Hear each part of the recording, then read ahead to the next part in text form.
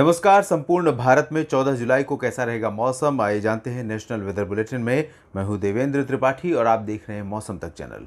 Monsoon आखिरकार लंबे इंतजार के बाद बहुत इंतजार करवाया, बहुत बेसब्री से उत्तर भारत के क्षेत्रों में, खासतौर पर दिल्ली में प्रतीक्षा थी और साथ ही साथ हरियाणा के दक्षिणी भागों में और उत्तरी राजस्थान में इंतजार बना हुआ था। पंजाब में सभी जगहों पर कल पहुंच गया था मॉनसून और आज दिल्ली समेत संपूर्ण उत्तर भारत को कवर करते हुए पूरे भारत की मॉनसून की जो जर्नी है 3 जून को केरल से शुरू हुई थी और वो 13 जुलाई को जाकर संपन्न हुई। 1 महीना 10 दिन का समय लगा। आमतौर पर इतना वक्त लगता है मॉनसून को ट्रेवल करने में और पूरे भारत को कवर करने की जो सामान्य समय सीमा है वो 8 जुलाई है। तो कुल मिलाकर अगर देखें तो 8 जुलाई के तुलना में 5 दिन की देरी से संपूर्ण भारत में मॉनसून का आगमन हुआ है। उत्तर भारत में फिलहाल मानसूनी हवाएं पहुंच रही हैं बंगाल की खाड़ी की तरफ से और इसी वजह से यहां पर मानसून पहुंचा है और मानसून की सक्रियता अगले कुछ दिनों के दौरान हमें देखने को मिलेगी। फिलहाल आप देख सकते हैं काफ़ी अच्छे बादल यहां राजस्थान, पंजाब, हरियाणा और दिल्ली समेत उत्तर भारत के क्षेत्रों पर बने हुए हैं। इसके अलावा एक लो प्रेशर सिस्टम उत्तर पूर्वी अरब सागर के क्षेत्रों पर बना हुआ है। गुजरात और इससे सटे महाराष्ट्र के उत्तरी तटीय भागों के बेहद करीब है और इसकी वजह से गुजरात के ऊपर साथ ही साथ महाराष्ट्र के तटीय क्षेत्रों पर कई जगहों पर मानसून की जो सक्रियता है, एक्टिविटी है, वो आने वाले दिनों में बहुत ज़्यादा देखने को मिलेगी और मध्य भारत से लेकर दक्षिणी प्रायद्वीपीय भारत के तमाम क्षेत्रों तक पश्चिमी हवाओं का प्रभाव बढ़ जाएगा। जाहिर है बारिश की गतिविधियां भी बढ़ेंगी। फिलहाल अब दक्षिणी प्रायद्वीपीय भारत पर भी देख सकते हैं काफ़ी अच्छे बादल बंगाल की खाड़ी की तरफ से भी आ रहे हैं और मॉइस्चर का जो सपोर्ट है वो अरब सागर और बंगाल की खाड़ी दोनों तरफ से अब इन सभी क्षेत्रों में हमें देखने को मिल रहा है। इन स्थितियों के बीच में अनुमान ये है कि 14 जुलाई को देश के कई इलाकों में काफ़ी अच्छी बारिश होने की संभावना है और विशेष रूप से उत्तर भारत और पूर्वी भारत की तरफ हम सबसे पहले रुख करेंगे जहां पर काफ़ी अच्छी वर्षा हो रही है। पूर्वी और पूर्वोत्तर क्षेत्रों में असम, मेघालय, अरुणाचल प्रदेश और नागालैंड, मणिपुर, मिजोरम, त्रिपुरा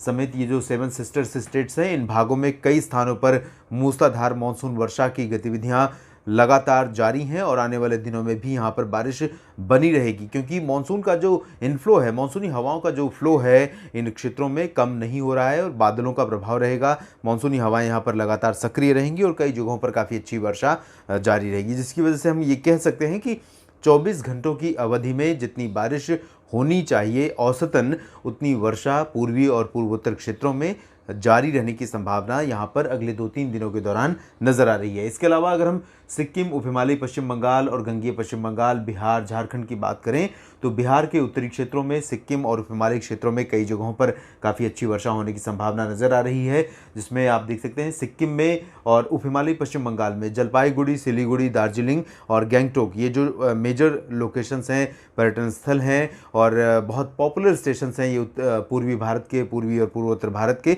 इन जगहों पर काफ़ी व्यापक वर्षा होने की संभावना अगले 24 घंटों के दौरान नजर आ रही है। इसके अलावा बिहार के उत्तरी तराई क्षेत्रों में जो इस समय मानसून की कंडीशन है आज 13 जुलाई को, इससे ज़्यादा इंटेंसिटी 14 जुलाई को यहाँ पर देखने को मिल सकती है और भागलपुर से लेकर किशनगंज, अररिया, पूर्णिया, सुपौल, मधुबनी, चंपारण तक और सीतामढ़ी, साथ ही साथ पटना, दरभंगा तक कई जगहों पर मूसलाधार वर्षा हो सकती है। गया, नवादा समेत जो दक्षिणी बिहार के क्षेत्र हैं इन भागों में भी कुछ स्थानों पर मानसून वर्षा की गतिविधियां हमें देखने को मिल सकती हैं। इसके अलावा अगर हम झारखंड और गंगीय पश्चिम बंगाल की बात करें तो यहाँ पर इंटेंसिटी बिहार के उत्तरी क्षेत्रों और उप हिमालयी पश्चिम बंगाल तथा पूर्वोत्तर भारत की तुलना में कम रहेगी, लेकिन कुछ स्थानों पर यहाँ पर भी वर्षा हो सकती है। रांची, कोलकाता समेत यहाँ कई शहरों में हल्की तो कुछ स्थानों पर मध्यम बौछारें गिरने की संभावना नजर आ रही है। इसके बाद हम उत्तर भारत की तरफ चलेंगे और इसमें पूर्वी उत्तर प्रदेश में तराई वाले ज़िले ऐसे होंगे जहाँ पर मध्यम से तेज़ वर्षा होने की संभावना है। 20 से 30 मिलीमीटर वर्षा फुटहिल्स पर हो सकती है कई लोकेशन में। बहराइच और बलरामपुर समेत ये जो रीजन है इन जगहों पर कई स्थानों पर वर्षा होने की संभावना है। इसके अलावा अगर हम उत्तर पश्चिमी उत्तर प्रदेश की बात करेंगे, बरेली, शाहजहांपुर से लेकर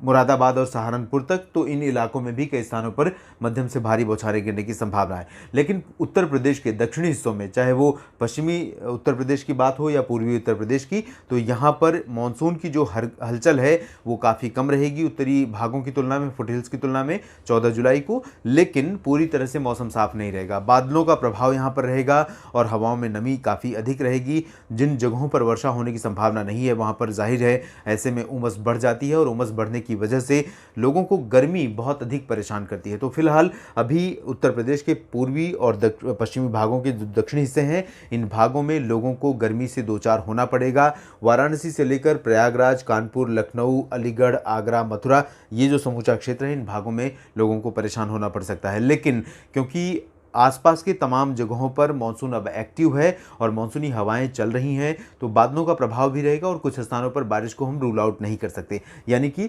वाराणसी से लेकर ये जो समूचा क्षेत्र है, अयोध्या, जौनपुर, प्रतापगढ़ और प्रयागराज, साथ ही साथ कानपुर, लखनऊ और यहाँ आगरा, अलीगढ़, मथुरा, इन सभी क्षेत्रों में भी कुछ स्थानों पर हल्की से मध्यम बौछारें गिर सकती हैं। लेकिन इनका जो दायरा होगा वो बहुत सीमित होगा, वाइड स्प्रेड नहीं होगा। स्कैटर्ड रेनफॉल की संभावना, यानी कुछ कुछ जगहों पर बारिश होगी और कुछ कुछ जगहों पर मौसम शुष्क भी बना रह सकता है। उत्तर प्रदेश के बाद हम बात करेंगे उत्तर पश्चिम भारत के जो बाकी हिस्से हैं। इसमें हरियाणा, पंजाब और दिल्ली तथा राजस्थान के क्षेत्र शामिल हैं। इन भागों में मॉडल डेटा को अगर हम देखें तो मौसम मुख्यतः साफ नजर आ रहा है, लेकिन ऐसा नहीं होगा क्योंकि पूर्वी दिशा से यहाँ बंगाल की खाड़ी की हवाएं तराई क्षेत्रों से होकर यहाँ पहुँच रही हैं और साथ ही साथ जो गुजरात पर लो प्रेशर सिस्टम बना हुआ है, गुजरात के करीब, तटों के करीब, इसके प्रभाव से अरब सागर का भी सपोर्ट रहेगा। तो उम्मीद ये कर सकते हैं कि राजस्थान को पार करने के बाद गुजरात, राजस्थान, हरियाणा, पंजाब और दिल्ली तथा हरियाणा और आसपास के इलाकों में मॉनसूनी हवाओं का प्रभाव रहेगा और यहाँ पर कुछ इलाके ऐसे हो सकते हैं जहाँ पर गरज के साथ हल्की से मध्यम बौछारें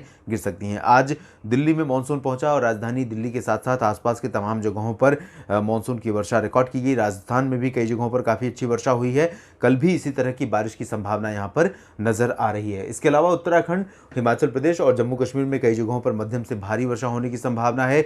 जम्मू कश्मीर में पिछले कई दिनों से लगातार मानसून की व्यापक वर्षा हो रही है और हिमाचल प्रदेश तथा उत्तराखंड में भी बारिश हो रही है और इसकी वजह से, जैसा कि आप जानते हैं, जब भी मानसून की पहली दूसरी बारिश होती है और वो भी भारी, तो उस दौरान कुछ आपदाएं भी इन पर्वतीय क्षेत्रों में आती हैं, जिसमें फ्लैश फ्लड और साथ ही साथ लैंडस्लाइड, मडस्लाइड की घटनाएं भी होती हैं। तो ऐसा ही हमने हिमाचल प्रदेश में कई जगहों पर देखा। खबरों में भी सुर्खियों में कई वीडियो रहे जहां पर कारें बहती हुई नजर आ रही और लोग कई जगहों पर मलबे में या दलदल में फंसे हुए नजर आए, जम्मू कश्मीर तथा हिमाचल प्रदेश में। तो ऐसी स्थितियां आमतौर पर होती हैं। इसी वजह से पहले से ही मैंने भी वार्न किया था, आपको चेताया था, साथ ही साथ अन्य मौसम विशेषज्ञों ने भी आपको अलर्ट किया था कि इन पर्वतीय क्षेत्रों में अगर आप पर्यटन के लिए निकले हुए हैं तो आप बहुत अलर्ट पर रहिए। मौसम बदले तो बहुत उसको लाइटली मत लीजिए, क्योंकि कई बार छोटी सी चूक जानलेवा बन जाती है। तो इस तरह से हालात अभी बने रहेंगे और अभी अगले 2-3 दिनों के दौरान जो बारिश होगी उसे हम मानसून की पहली बारिश के तौर पर ही मान सकते हैं। तो काफ़ी बारिश के साथ साथ काफ़ी चुनौती भरा समय रहेगा अगले 2-3 दिनों के दौरान। जम्मू कश्मीर से लेकर उत्तराखंड तक यहाँ पर सतर्क रहिएगा, सावधान रहिएगा। स्थानीय निवासी हैं उनको भी सतर्क रहने की आवश्यकता है। साथ ही साथ पर्यटन के तौर पर जो लोग वहाँ पहुँचे हैं पर्यटन के लिए, उनको भी बहुत सतर्क रहने की ज़रूरत है पर्वतीय क्षेत्रों में।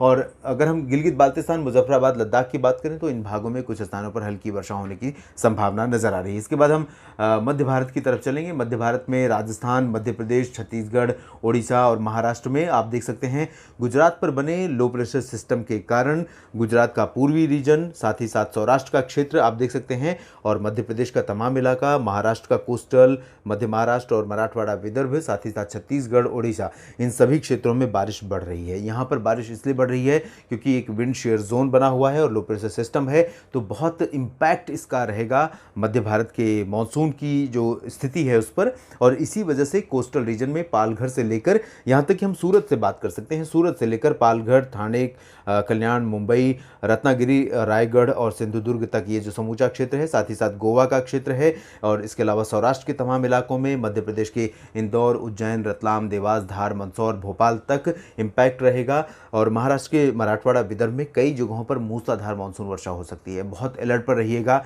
ये जो मौसम है काफ़ी चुनौती भरा होगा, काफ़ी उग्र मौसम का रूप यहाँ पर देखने को मिल सकता है। लाइटनिंग स्ट्राइक, थंडरस्टॉर्म बहुत भीषण हो सकती है और साथ ही साथ तूफानी रफ्तार से हवाएं चल सकती हैं और ये मौसम कई बार कई जगहों पर बहुत व्यापक पैमाने पर नुकसान पहुँचाने की क्षमता रखता है। तो इस तरह की जो मौसम की संभावना यहाँ पर नजर आ रही है। छत्तीसगढ़ में दक्षिणी हिस्सों में, ओडिशा के दक्षिणी हिस्सों में कई जगहों पर मध्यम से भारी वर्षा होने की संभावना है। इन दोनों राज्यों के जो उत्तरी इलाके हैं, इन भागों पर इंटेंसिटी बारिश की बहुत कम रहेगी, लेकिन हल्की से मध्यम बौछारें कुछ स्थानों पर इन भागों में भी गिर सकती हैं। इसके बाद हम दक्षिण की तरफ चलेंगे और तेलंगाना से लेकर आंध्र प्रदेश, साथ ही साथ आंध्र प्रदेश का जो तटीय रीजन है, रायलसीमा है, और आंतरिक कर्नाटक का पूरा क्षेत्र है, और तमिलनाडु का रीजन है, इन भागों में कई स्थानों पर मध्यम से भारी वर्षा होने की संभावना है। लेकिन केरल और तटीय कर्नाटक के क्षेत्रों तथा गोवा में कई स्थानों पर भीषण वर्षा हो सकती है।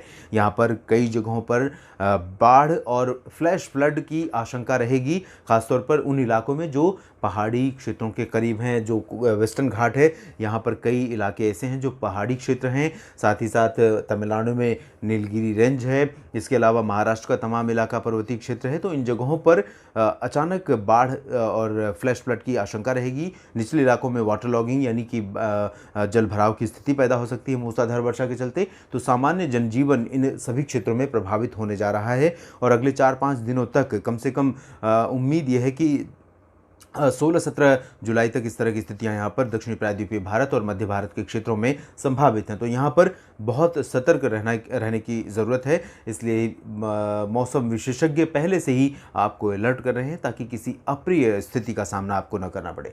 अंडमान और निकोबार द्वीप समूह तथा लक्षद्वीप में भी कुछ स्थानों पर वर्षा मानसून की होने की संभावना लगातार बनी हुई है। तो देश भर में कुछ इस तरह से मानसून का और मौसम का रहेगा प्रदर्शन। आप बने रहिएगा मौसम तक चैनल के साथ। मानसून की हर हलचल पर रहेगी मेरी नज़र और समय से पहले कोशिश करूंगा कि आपको मैं अलर्ट कर पाऊं। धन्यवाद।